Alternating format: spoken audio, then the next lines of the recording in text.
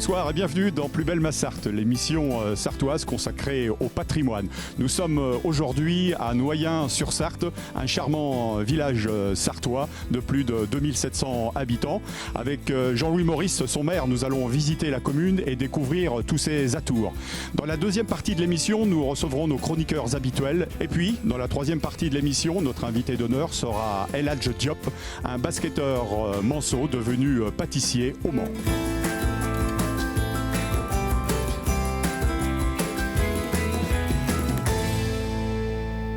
Avec Jean-Louis Maurice, le maire de la commune de Noyen-sur-Sarthe, la plus grande du canton. Monsieur le maire, bonjour.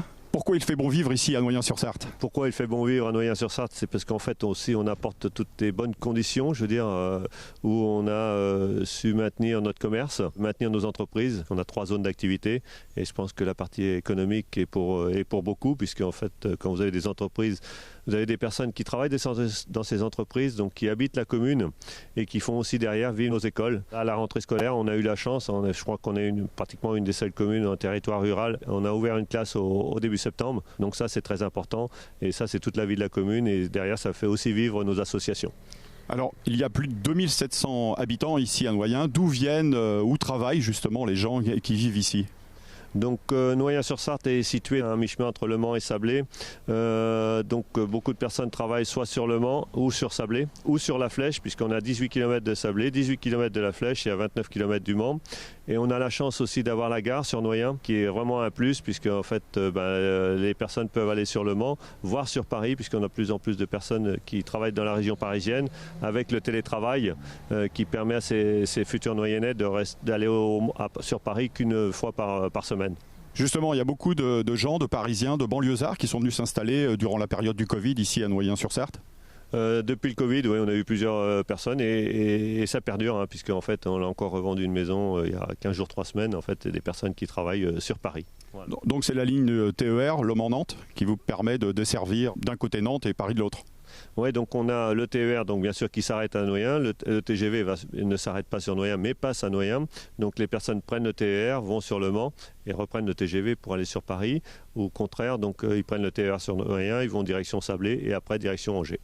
Alors parmi les atouts de Noyen-sur-Sarthe, on sait que c'est un souci pour bon nombre de communes, c'est la maison médicale, parce que je crois qu'ici vous avez beaucoup de personnel soignant parmi les médicaux. Oui, je crois que c'est une grande chance pour la commune de Noyen, mais bon, je pense qu'avec l'ancien maire, donc M. Coutenceau, on avait anticipé les choses puisqu'on avait construit une maison médicale il y a une quinzaine d'années, une petite maison médicale, et aujourd'hui, donc on l'avait déjà agrandie il y a quelques années. Là, nous remettons 1 million d'euros pour encore agrandir cette maison médicale. Aujourd'hui, on arrive entre 20 praticiens à peu près sur cette maison médicale, entre les médecins, les kinés, orthophonistes, hein, puisqu'on a eu la chance d'avoir 2 orthophonistes qui sont arrivés il y a 18 mois. Et vous avez repris depuis peu la résidence autonomie. Donc on a repris la résidence autonomie qui s'appelait la résidence des métiers. Donc elle était gérée par une association qui était en difficulté. Il faut toujours être optimiste. Donc on a pris cette résidence autonomie il y a 4 ans. 92 logements, hein, une des plus grandes de la Sarthe. On a eu des difficultés quand même les premières années parce qu'à cause du Covid, hein, donc ça, au niveau des effectifs, ça avait bien baissé. Maintenant on a réussi pratiquement à remplir. Voilà, donc ça se passe plutôt bien et c'est aussi un plus pour les Noyennais et pour les communes autour de Noyen. Un petit mot peut-être sur les associations sportives qui sont assez nombreuses, on le sait, sur la commune. Donc au niveau des associations, on a environ 35 associations, donc des associations plutôt importantes. Hein. On a bien sûr le foot, hein, il y a 3 terrains de foot sur la commune. Donc on a une école de musique municipale, on a une harmonie municipale qui est environ 35 à 40 personnes aussi. Donc pour toutes ces associations, donc bien sûr on n'arrête pas d'investir, puisqu'en fait s'il faut aussi garder nos associations, il faut derrière pouvoir les aider aussi, que ce soit au niveau des subventions. On n'a jamais baissé nos subventions au niveau des associations, au contraire on augmente plutôt régulièrement. Et je crois que c'est toute la vie d'une commune, hein. Moi, je préfère voir les enfants dans les associations que de les voir sur le trottoir le soir à 22h. Merci monsieur le maire, on va se retrouver tout à l'heure. D'ici là, on va partir à la rencontre de l'histoire de Noyen-sur-Sarthe avec Georges Reuss.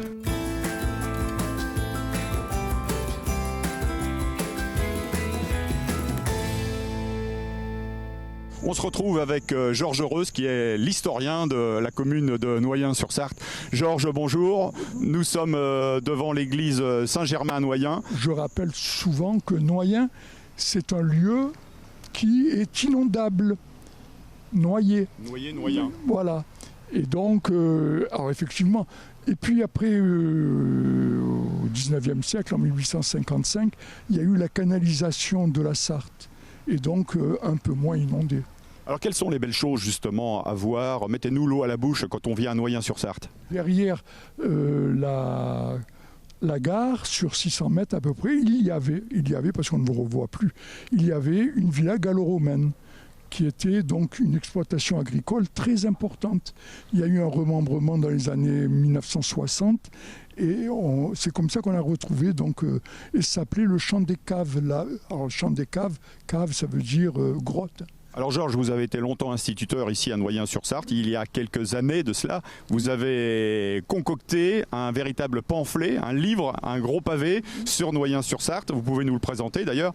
Et dans lequel vous racontez toute l'histoire de Noyen-sur-Sarthe depuis ses origines, depuis le 13e siècle, le 14e siècle peut-être. Les registres paroissiaux datent de François Ier. Et donc, sous François Ier, il émet un édit qui dit, à Villers-et-Cotterêts, tous les registres doivent être écrits en français et non plus en latin. Donc voilà, on a les registres paroissiaux de Saint-Germain, les registres paroissiaux de Saint-Pierre, avec le nombre de décès, de mariages. C'est une commune qui est très étendue en plus de surcroît, on va dire Noyen par rapport à d'autres. 100 hectares à peu près. C'est la plus peuplée de la communauté de communes. Merci Georges pour cette carte postale de Noyen-sur-Sarthe. On se retrouve tout de suite avec Fabien Fisson qui est le responsable de l'harmonie municipale.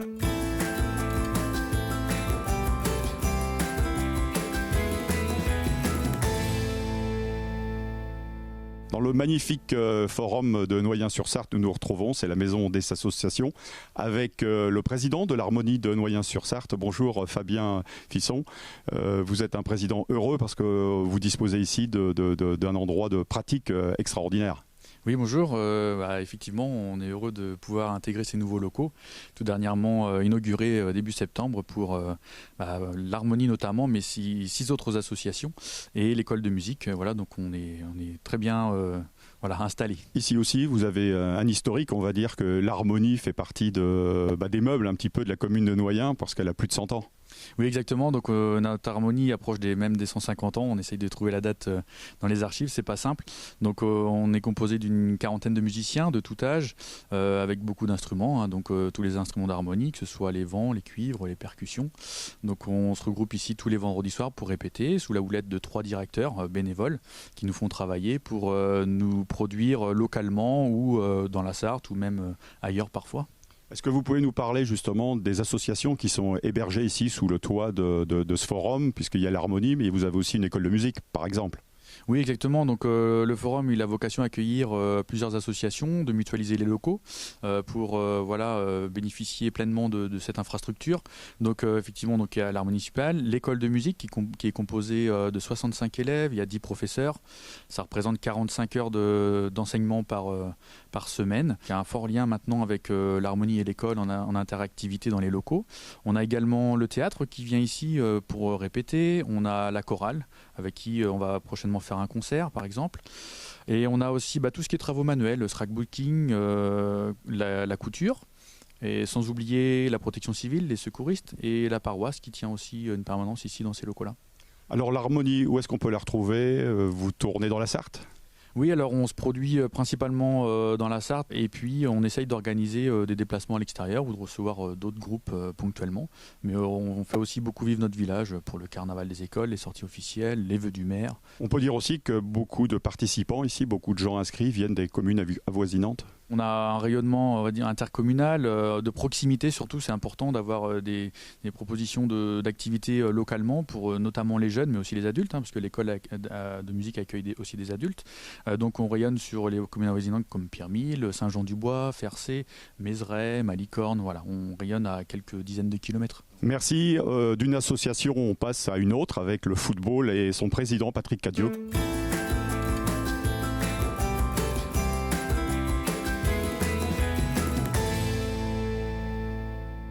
Ici c'est Noyen avec le coprésident du club de football de Noyen, donc Patrick Cadieux. Patrick, Noyen, c'est combien d'équipes, combien de licenciés cette année ? La société sportive de Noyen, c'est 230 licenciés à peu près. Donc il y a 3 équipes seniors, il y a 2 équipes féminines seniors, donc en entente au niveau du groupement. Et puis après les jeunes qui sont au niveau du groupement Val-de-Sarthe.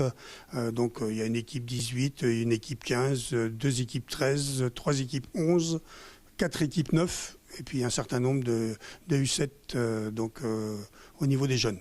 Alors la saison a à peu près bien commencé, on peut le dire, depuis 3 journées de championnat. Quels sont les objectifs, et notamment pour l'équipe 1 qui évolue en départemental 1 ? L'équipe 1 est descendue donc, cette année, donc, après avoir joué 14 ans en Ligue. Donc là, on redémarre avec un groupe de jeunes, donc les U19 de l'année dernière. Donc cette année, donc c'est qu'ils s'aguerrissent et donc qu'ils se fassent plaisir, c'est la priorité, et donc se maintenir en première division. On verra donc dans les années futures. L'équipe B, donc c'est de jouer les premiers rôles et voir le premier rôle. Donc ils ont très bien démarré, et l'équipe C, donc de continuer donc à s'amuser et à représenter la commune de Noyen. Alors Noyen, c'est aussi un club historique qui a plus de 100 ans, un anniversaire que vous avez dignement fêté, on peut dire. On a très très bien fêté. On a fêté les 90 et les 100 ans, donc avec la famille Arribas. Les 90 ans, il y avait pas mal d'anciens joueurs du FC Nantes, parce que comme tout le monde le sait, donc le club de Noyen a vécu de très belles années dans les années 50 avec José Arribas. Et on a toujours gardé donc avec la famille Arribas et le club du FC Nantes d'ailleurs, donc des contacts qui nous permettent régulièrement donc de voir des gens donc représentant le FC Nantes. Le dernier coup, il y avait outre la famille Arribas, il y avait Suodo, il y avait Budzinski qui vient de nous quitter malheureusement. Denwex, le Chenadec, Blanchet, etc. Oui, on peut le rappeler, hein, pour ceux qui ne le savent pas, José Arribas a été joueur, notamment à l'US du Mans, hein, dans les années 50, après-guerre. D'abord à Saint-Malo, puis à l'US du Mans, et après donc il est venu à Noyen. Alors là, on parle d'un temps que les moins de 20 ans ne connaissent pas, mais faut-il rappeler que le fameux jeu à la nantaise, c'est José Arribas, justement. On a retrouvé des documents de l'époque où c'était assez rigolo, parce qu'à chaque match, donc, il mettait des commentaires sur tous les joueurs, et, s'il avait adhéré au jeu, la façon de jouer, etc. Donc c'était assez sympa. Et donc derrière, on a vu ce que ça a donné, puisqu'il a fait les beaux jours du FC Nantes pendant un certain nombre d'années. Et son fils a été également joueur professionnel, Claude Arribas, et qui a participé aux manifestations que vous avez organisées ces dernières années avec Madame Arribas aussi. On a gardé d'excellents contacts avec la famille Arribas. Donc ils viennent nous voir régulièrement, et Claude, donc on l'a régulièrement au téléphone. Claude qui a également fait une très belle carrière donc en première division, quelques matchs en équipe de France. Donc c'est quand même une belle réussite. Merci Patrick.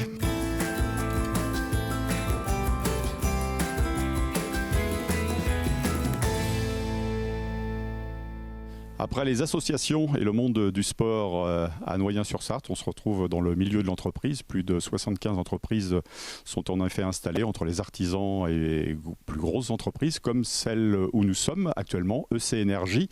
Nous sommes dans la zone de stockage, puisque le magasin de Stan est installé à Sablé. C'est bien ça ? C'est ça, tout à fait, exactement. Notre siège social est installé depuis 2019 à Sablé-sur-Sarthe, donc rue du Mans. Alors Stan, dites-nous combien d'employés travaillent au sein de votre entreprise ? Alors au sein de l'entreprise même aujourd'hui, nous sommes sur 15 salariés. Vous êtes d'abord des installateurs de poêles à l'origine, c'est ça ? Voilà, tout à fait. Nous sommes issus de la société Beucher qui était basée sur rue Audin.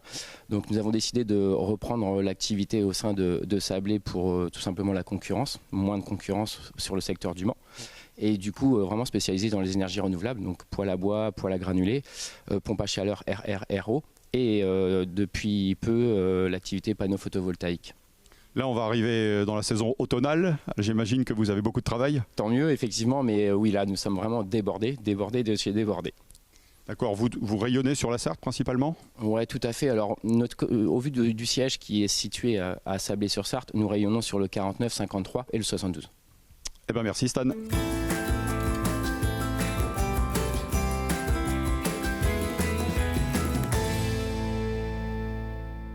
À Noyen, eh ben, il y a bien sûr la Sarthe. Nous sommes avec Monsieur le maire pour conclure cette émission au bord justement de la Sarthe, sur un espace appelé à devenir une plage dans le futur. Monsieur le maire, ce sera pour 2024 ? Donc 2024 peut-être, voilà, donc on y travaille puisqu'en fait on a eu l'autorisation il y a quelques mois de rouvrir donc la plage à Noyen-sur-Sarthe, puisque autrefois c'était déjà la plage, une des plus grandes plages de la Sarthe. Et bien sûr il faudra qu'on trouve quand même un maître nageur, il faudra aussi faire des analyses d'eau, donc on est plutôt positif, donc on espère ouvrir l'année prochaine. Alors parmi les autres projets nautiques, il y a aussi le projet bien évidemment de la capitainerie et puis de la création ou la rénovation de passerelles ici à Noyen-sur-Sarthe. Donc en ce qui concerne le port, donc en fait on est propriétaire de la capitainerie. Donc on a un gestionnaire. Donc le gestionnaire est parti. Donc on est à la recherche d'un gestionnaire qui va gérer les bateaux sur place et qui aura certainement la gestion de la plage en même temps, puisqu'on fera des manifestations au niveau de cette plage. Voilà, peut-être du canoë, des barques, pourquoi pas, voilà, plusieurs choses différentes. Et donc on est aussi en train de travailler depuis 2 ans pratiquement sur 2 passerelles. La passerelle qui est là le long du pont de la Sarthe et du canal. Donc une passerelle de 84 mètres de long en ce qui concerne donc la Sarthe et 44 mètres voilà, sur le canal. Donc pour faire la liaison avec l'ancien terrain de loisirs, qui est une aire naturelle que l'on a aménagé, et aujourd'hui on n'en profite pas parce qu'en fait la circulation est trop importante et au niveau du pont les trottoirs sont très étroits puisqu'ils ne font que 40 cm, donc très dangereux. Donc ce qui permettra aussi à l'avenir de faire des manifestations de l'autre côté de la Sarthe. Jean-Louis Maurice, merci de votre invitation.